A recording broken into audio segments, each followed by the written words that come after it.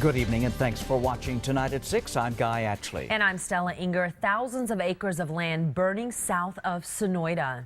The weather is playing a major role in the growth of this fire, and tonight we have team coverage. Aaron Christensen here in the studio to tell us how. But first, let's send it out to Craig Smith on the scene with the latest. Well, Guy, we're live at the Sonoyta Elgin Fire Department. This is the home turf for this department of the Sonoyta Fire, the Oak Hill Fire, the Oak Tree Fire, rather. And you can see that Smokey here headed right. Fire danger very, very high. This was a human-caused fire. They're not really elaborating any more than that. But it is clear, and what you see here today shows that when one of these fires breaks out, it takes an awful lot to knock it down. Airdrops were an important tool for the first day of the fire, as firefighters on the ground worked to remove anything that would fuel the fire and help it move. Today, the fight is less visible. Fire commanders decided the fire was calming down to where they could ground the aircraft. Firefighters on the ground are deeper into remote areas, but more of them are on the job. We had 10 additional engines come in this morning. They're from fire departments across southeast Arizona, and so they really help bolster our resources. Some of our crews that work throughout the night were able to come in, get some rest before they head back out to assist.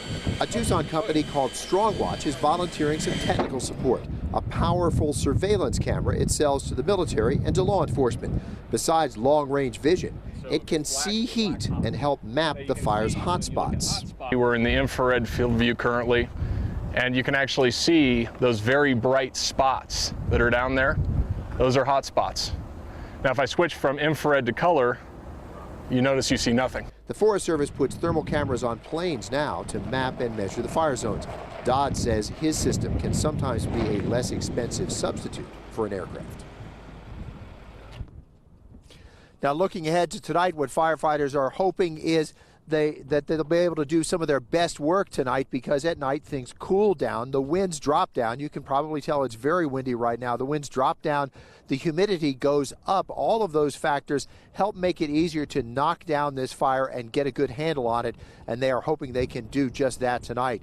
Reporting live at the Oak Tree Fire, Craig Smith, KGUN-9 on your side. Craig, thank you. And it takes several weather factors to make that fire grow from 100 acres to over 2,000 in such a limited amount of time. So Aaron is here with a look at how the wind could actually make matters worse. Right. Well, Craig is absolutely right. They hopefully will be able to get more of a handle on it here overnight. That's when our humidity values will go up to almost 40 to 50%. That means a lot more moisture in the fuel, so the fire will burn a lot slower, and also those winds are going to die down overnight. It's really going to be the overnight period where they can get a better handle on the fire, because by tomorrow that wind is going to pick up again. We're expecting those gusts in the 35 to 40 mile per hour range, but the humidity values, meaning some of that moisture in the air, is going to drop below red flag levels, or at red flag levels below 15%. So that means super dry air, super dry fuel, no chance for rain. The good news is the Haynes index, which kind of is a number that is tied to the potential of a fire becoming extreme,